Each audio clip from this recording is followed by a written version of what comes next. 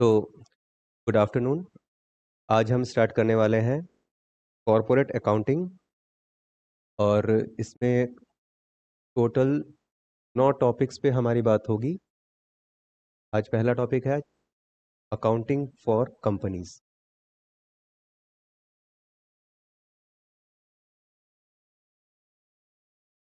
तो यहाँ से स्टार्ट करेंगे। मीनिंग ऑफ कंपनी से, अ company is an artificial person created by law having a separate entity with a perpetual succession and a common seal। Company का definition start करेंगे यहाँ पे मीनिंग ऑफ कंपनी से। कंपनी क्या होती है? एक आर्टिफिशियल पर्सन होती है जो कि लॉ के द्वारा बनाई जाती है, एक सेपरेट लीगल एंटिटी है और परपेचुअल सक्सेशन है इसका, और एक कॉमन सील है। अभी क्या है कंपनी को हम ऐसे समझ सकते हैं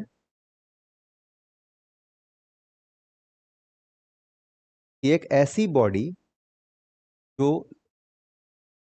आर्टिफिशियल है, मतलब नेचुरल पर्सन नहीं है, एक आर्टिफिशियल पर्सन है जिसको लॉ ने क्रिएट किया है। मतलब under the provisions of law a company and entity जिसका नाम कंपनी है उसको हम क्रिएट करते हैं और इसकी एक सेपरेट एंटिटी होती है। अभी इन एक एक वर्ड्स को हम अलग से डिस्कस करेंगे। परपेचुअल सक्सेशन और एक कॉमन सील, इसी से हमारा बन जाता है फीचर। तो पहले हम एक एक वर्ड, एक एक जो मैंने यहाँ पे हाईलाइट किया है उसको पहले समझते हैं और फिर हम कंपनी के पूरे डेफिनेशन को समझने की कोशिश करेंगे। जैसा कि लिखा है, कंपनी क्या है? एक आर्टिफिशियल पर्सन है। तो आर्टिफिशियल पर्सन का मतलब क्या होता है? वैसा एक पर्सन, एक बॉडी जो कि नेचुरल ना हो, इसको लॉ के द्वारा बनाया गया है। और यहाँ पे जैसे लिखा गया है, एक और दूसरा बात है कि ये एक सेपरेट लीगल एंटिटी है। तो सेपरेट लीगल एंटिटी के बारे में लिखा गया है कि कंपनी क्या है? एक लीगल पर्सन है और इसकी आइडेंटिटी इज क्वाइट डिफरेंट या distinct, separate from its member. यानी कि कंपनी एक चीज होती है और उसके मेंबर्स अलग होते हैं। कंपनी का उसके मेंबर्स के साथ कोई लेना देना नहीं होता है। अच्छा, इससे क्या समझ में आता है कि it can purchase and sell properties in its own name, can open bank account in its own name, can enter into contracts. Since a company has a legal personality distinct from that of its member, a creditor of such a company can sue only the company for his debts, not any of its member। इसका मतलब होता है, जैसा कि हम जान रहे हैं कि कंपनी एक अलग सेपरेट लीगल एंटिटी है, यानी कि वो अपने मेंबर्स से अलग है। मेंबर्स में डायरेक्टर, शेयर होल्डर, इन सबसे वो अलग है। ये अलग पर्सन है और कंपनी एक अलग पर्सन है। इसका मतलब कंपनी क्या है? कुछ काम अपने नाम पे भी कर सकती है, जैसे कि किसी भी एसेट को परचेज करना या सेल करना, अपने नाम, कंपनी के नाम से बैंक अकाउंट होना, और किसी भी कॉन्ट्रैक्ट में एंटर करना है, कोई कॉन्ट्रैक्ट लेना है या किसी को कॉन्ट्रैक्ट देना है, उसको भी कंपनी अपने नाम पे करती है। दूसरी बात है परपेचुअल सक्सेशन, बोल सकते हैं, यहाँ एग्जिस्टेंस लिखा है, दोनों एक ही बात है। क्या मतलब होता है? The existence of a company is not affected by the retirement, death, lunacy और insolvency of its members. Company की एग्जिस्टेंस इस बात से अफेक्ट नहीं होती, प्रभावित नहीं होती कि उनके मेंबर्स में से किसी की डेथ हो जाए, रिटायरमेंट हो जाए, कोई मेंबर की मेंटल स्टेबिलिटी डिस्टर्ब हो जाए, या फिर कोई मेंबर बैंकरप्ट हो जाए या इंसॉल्वेंट हो जाए। इससे कंपनी के एग्जिस्टेंस पे कोई असर नहीं पड़ता है। कंपनी जैसे चल रही थी वैसी ही चलती है। शेयर होल्डर्स में कम एंड शेयर होल्डर्स में go, companies act but the company goes on for ever. Company हमेशा चलती रहती है। शेयर होल्डर आए या शेयर होल्डर जाते हैं, लोग आए, कंपनी में मेंबर्स बने, कंपनी से मेंबर्स रिटायर हो जाएं, बाहर हो जाएं, उससे कंपनी की एग्जिस्टेंस पे कोई फर्क नहीं पड़ता है। Unless bound up by according to, या फिर कंपनी, इसकी बात हम आगे करने वाले हैं पॉइंट नंबर 4 या 5 में। ओके, तीसरा पॉइंट है हमारे पास लिमिटेड लायबिलिटी। क्या मतलब होता है? The liability of share holders of a company is limited to the unpaid value of his shares. For example, the face value of shares of a company is rupees 10 and the shareholder has already paid 8 per share. He can be called upon to pay not more than 2 per share. क्या होता है ना, company में जो company में ये कैसी है, लिमिटेड लाइबिलिटी होती है। यानी कि मान लीजिए फॉर एग्जांपल के तौर पे यहाँ पे एग्जांपल दिया गया है कि किसी कंपनी का शेयर है, उसका फेस वैल्यू 10 रुपया है और कोई शेयर होल्डर है, उसने 8 रुपया ऑलरेडी दे चुका है, यानी कि 10 का फेस वैल्यू है और अभी तक उसने 8 रुपया दे दिया है, तो बैलेंस कितना है? 2 रुपया। कंपनी अब उस शेयर होल्डर से 2 रुपए से ज्यादा नहीं मांग सकती। कंपनी उस शेयर होल्डर से 2 रुपए से ज्यादा नहीं मांग सकती। ये लाइबिलिटी क्या है? लिमिटेड लाइबिलिटी है। फिर आता है कॉमन सील। अभी कॉमन सील क्या होता है? A company may or may not maintain a common seal. If it has a common seal, it is affixed to the all the important documents of the company. आसान भाषा में company seal का मतलब होता है सिग्नेचर, कंपनी के signatures. अभी क्या है, आज की डेट में ये मैंडेटरी नहीं है हालांकि, बट अगर कोई कंपनी कॉमन सील को मेंटेन करती है, मतलब अगर उसके पास कॉमन सील है, वो कहाँ दिखेगा आपको? कंपनी के हर एक इंपॉर्टेंट डॉक्यूमेंट में आपको कॉमन सील दिखेगा। ये बात है कंपनी सील की।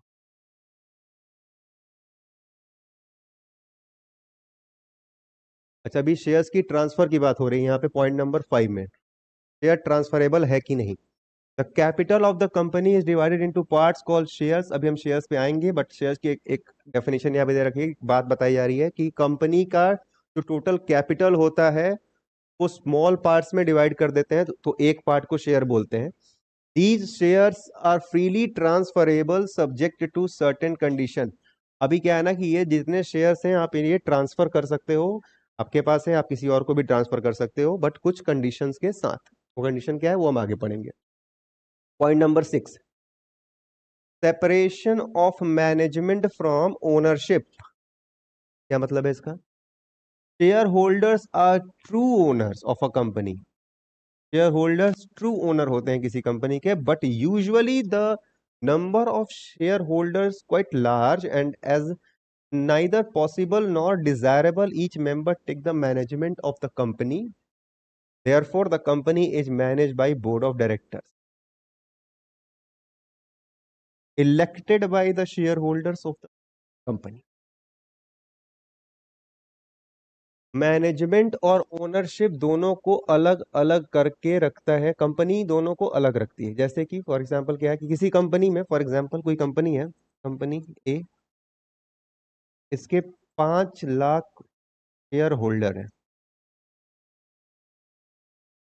5 लाख। अभी प्रैक्टिकली क्या ये पॉसिबल है कि 5 लाख लोग एक कमरे में बैठकर या फिर एक ऑडिटोरियम में बैठकर किसी कंपनी के डे टू डे बिजनेस की डिस्कशन करें या फिर डिसीजन दें कि इस काम को करना चाहिए या इस काम को नहीं करना चाहिए? 5 लाख लोग, ऐसा पॉसिबल नहीं हो सकता। ना ही ये पॉसिबल है और ना ही ऐसा डिजायरेबल है, ना ही ऐसा कोई चाहता है कि ऐसा हो, क्योंकि डिसीजन मेकिंग तो फिर हो ही नहीं पाएगी। तो यहाँ पे क्या सॉल्यूशन निकाला जाता है कि कंपनी कहती है कि हम क्या अपॉइंट करेंगे? Board of directors. और इसको अपॉइंट कौन करेगा? अगेन ओनर्स, यानी कि share holders. Share share holders he board of directors को अपॉइंट करते हैं, जो कि बिजनेस की डे टू डे एक्टिविटीज की पूरी रिस्पॉन्सिबिलिटी लेते हैं और उनके ही डिसीजन से बिजनेस अपना रोज का काम करता है। तो ये है 6 फीचर्स। अब इसके थ्रू अब आपको डेफिनेशन में मैं फिर से लेकर आता हूं कि कंपनी की डेफिनेशन पे अब समझते हैं कि कंपनी क्या है। एक आर्टिफिशियल पर्सन है, हम समझ गए, ये नेचुरल पर्सन नहीं है, इसको लॉ ने बनाया है।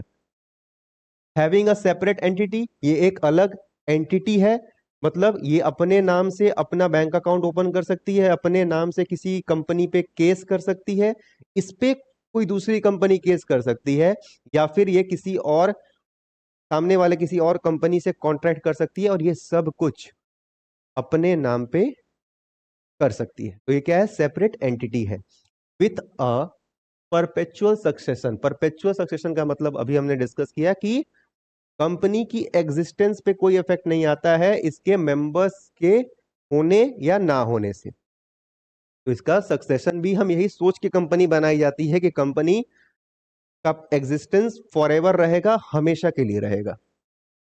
और उसके पास क्या होता है? कॉमन सील, जो कि कंपनी की एक तरह से आप सिग्नेचर समझ लीजिए या मुहर समझ लीजिए, उसको बोलते हैं कॉमन सील, जो कि आज की डेट में मैंडेटरी नहीं है, ऑप्शनल है, कंपनी के ऊपर है, रखना चाहती है तो रखे, नहीं तो कोई बात नहीं। तो अब आपको ये डेफिनेशन क्लियर हो गई होगी कि कंपनी किसे कहते हैं। ठीक है, अब यहां से स्टार्ट करते हैं। टॉपिक का नाम है काइंड्स ऑफ कंपनी। अभी कंपनी की डेफिनेशन के बाद हम ये जानना चाहेंगे कि कंपनी कितने तरीके की, हाउ मेनी टाइप्स। पहला है अनलिमिटेड कंपनी, दूसरा है कंपनी लिमिटेड बाय गारंटी, और तीसरा आपको दिख रहा है कंपनी लिमिटेड बाय शेयर्स। तो जैसा कि हम देख पा रहे हैं, कंपनी लिमिटेड बाय शेयर्स के फर्दर 3 पार्ट्स हो रखे हैं, प्राइवेट, पब्लिक कंपनी और वन पर्सन कंपनी। पहले हम किसको पढ़ेंगे? अनलिमिटेड कंपनी के बारे में। अनलिमिटेड कंपनी के बारे में क्या लिखा गया है? Unlimited company is a company where there is no limit on the liability of its members. नाम में ही क्या है? Unlimited. It means when a company suffers loss, the company's property is not sufficient to pay off its debts. The private property of its members will be used to meet the claims of creditors. यहाँ पे क्या मतलब बताई जा रही है कि unlimited company में अगर आप इन्वेस्टेड हो और अगर कंपनी लॉस सफर करती है, कंपनी में लॉस होता है, और कंपनी का लॉस इतना ज्यादा बड़ा है कि उसके एसेट्स को बेच कर भी उस जो जो लॉस हुआ है उसकी भरपाई नहीं हो पा रही है, तो फिर मेंबर्स की पर्सनल प्रॉपर्टी को भी बेचने की नौबत आती है और उसको बेचकर उस डेट को चुकाया जाएगा। ठीक है, एक इसका नाम ही है अनलिमिटेड कंपनी। हालांकि ये कंपनी इंडिया में नहीं होती है, हमारे यहाँ इसको अलाउड नहीं किया गया है। ऐसी कंपनी में आप इंडिया में ओपन ही नहीं कर सकते अनलिमिटेड कंपनी, इन्वेस्ट कैसे करेंगे? ठीक है, इसमें रिस्क क्या होता है? बहुत ज्यादा होता है, ऐसी कंपनियों में रिस्क बहुत ज्यादा है। ऐसी कंपनी हमारे देश में अलाउड नहीं है, बट नॉलेज के लिए आपको पता होना चाहिए कि यहाँ पे लाइबिलिटी लिमिट, अनलिमिटेड लाइबिलिटी क्या होती है। दूसरा टाइप है, जैसे हम देख रहे थे, company limited by guarantee. Limited by guarantee का मतलब क्या है? इन the case of such a company the liability of member is limited to the extent of the guarantee given by them. In the event of winding up the company, the liability of its member will arise only in the event of winding up. क्या मतलब है उसका? जो members है उनकी liability limited है to the extent of the guarantee given by them the event of winding of the company. जैसे कि जो उसके मेंबर्स है उन्होंने जितनी एक्सटेंट तक, जितनी दूर तक बोला है कि हम इतनी, मतलब आपकी कंपनी में हम इन्वेस्टेड हैं और यहां तक अगर आपका लॉस होता है तो हम गारंटी देते हैं कि हम उसको फेस करेंगे, उसको बेयर करेंगे। ये होती है कंपनी लिमिटेड बाय गारंटी। और ये लाइबिलिटी कब आएगी मेंबर्स के लिए? जब ये तभी अराइज होगी इवेंट ऑफ वाइंडिंग अप, जब कंपनी बंद होने वाली होती।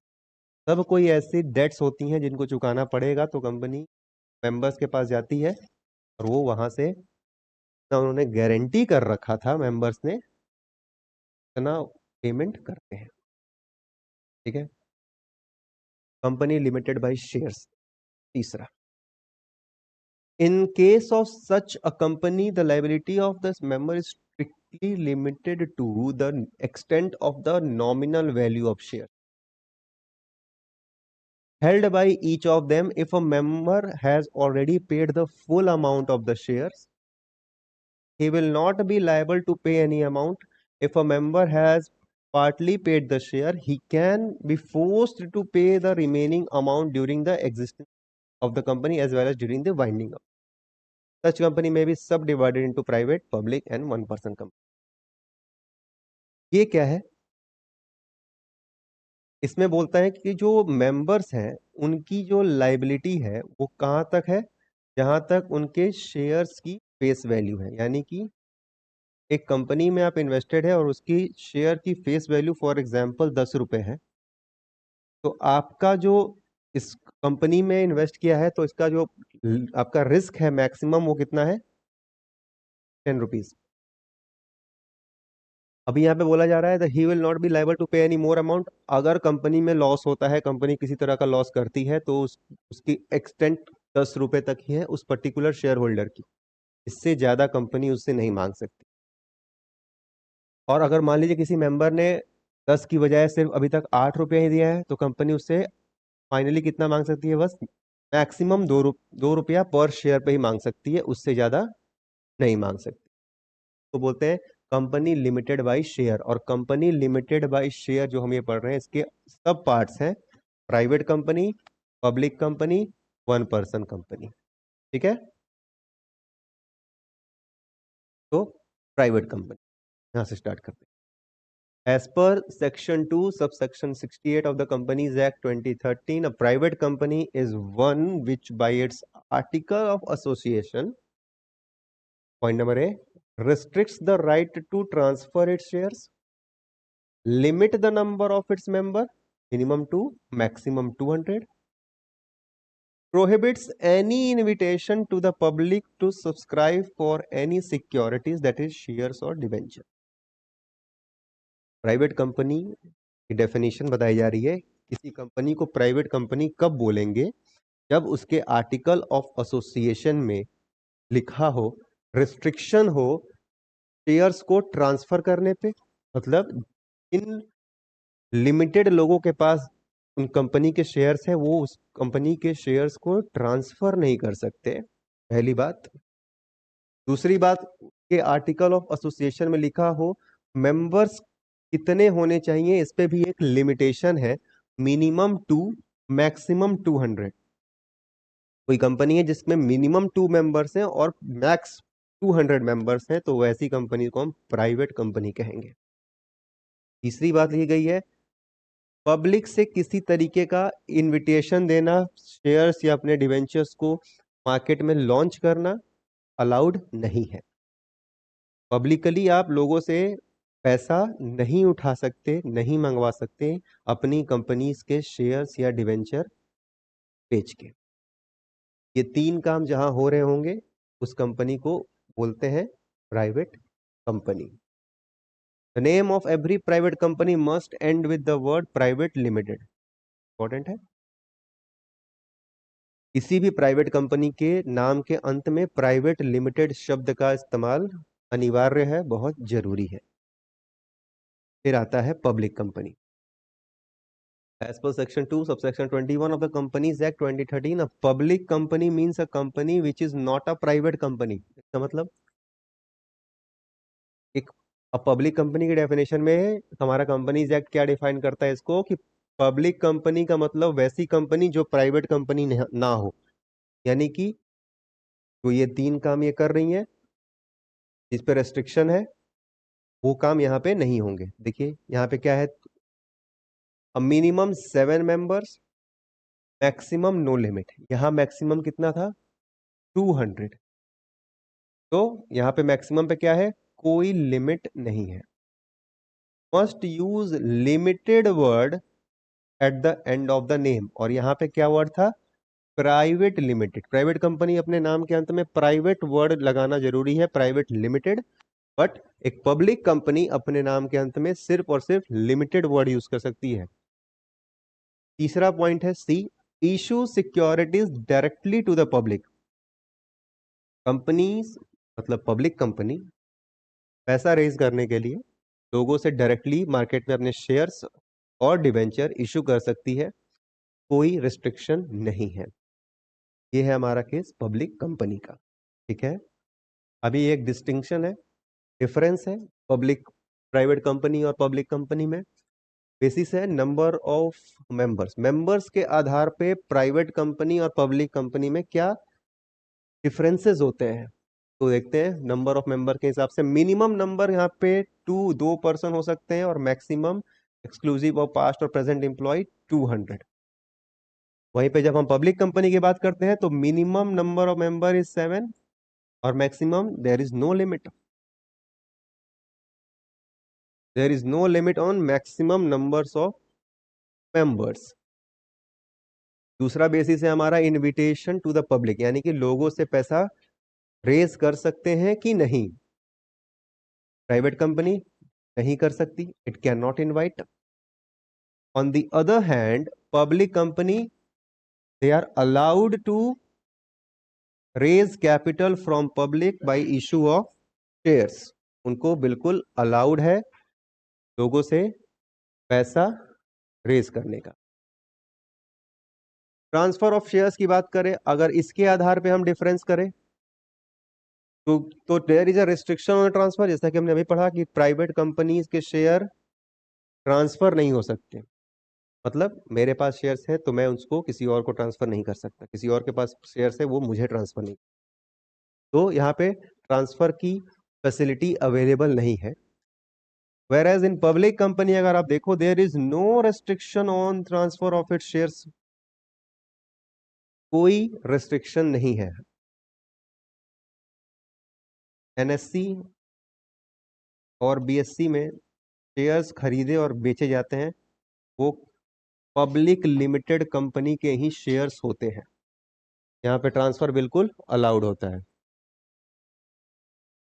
Preparation of articles, preparation of article is necessary for all the private company. यहाँ पे प्राइवेट कंपनीज को आर्टिकल अपना बनाना, अपने रूल्स बनाना वहां पे पूरा क्या है, कंपलसरी है। Preparation of article is not necessary in the case of articles are not registered the provision of the table F और schedule 1 given in the companies act 2030 shall apply. यहाँ पे बोलता है कि पब्लिक कंपनी को क्या follow करना है, वो शेड्यूल 1 का टेबल एफ भी फॉलो कर सकती है जो कि कंपनीज एक्ट में दिया हुआ है, तो उनको जरूरत नहीं होती है अपना आर्टिकल ऑफ एसोसिएशन बनाने की। अभी नंबर ऑफ डायरेक्टर्स की बात करते हैं। नंबर ऑफ डायरेक्टर के आधार पे क्या डिफरेंसेस है। It must have at least 2 directors, यहाँ पे एटलीस्ट 2 डायरेक्टर होने चाहिए। और अगर हम यहाँ पे पब्लिक कंपनी की बात करें तो एटलीस्ट 3 डायरेक्टर होने चाहिए। जैसा कि हमने पढ़ा use of word limited, limited word का इस्तेमाल होता है, तो इसके आधार पे भी हम दोनों में डिफरेंस कर सकते हैं। Private limited at the end of its name, यहाँ पे इसके नाम के आगे हमेशा आपने देखा होगा शॉर्ट में भी लिखा रहता है PVT LTD, private limited. Full name क्या है इसका, ये प्राइवेट लिमिटेड। और पब्लिक कंपनी के केस में ओनली वर्ड लिमिटेड, जैसे कि रिलायंस लिमिटेड। क्यों, क्योंकि रिलायंस कौन सी कंपनी है, पब्लिक कंपनी है, उसके शेयर्स मार्केट में ट्रेड होते हैं और वो फ्रीली ट्रांसफर भी किए जा सकते हैं। तो ऐसी कंपनीज को नाम क्या क्या लिखते हैं हम, बस लिमिटेड।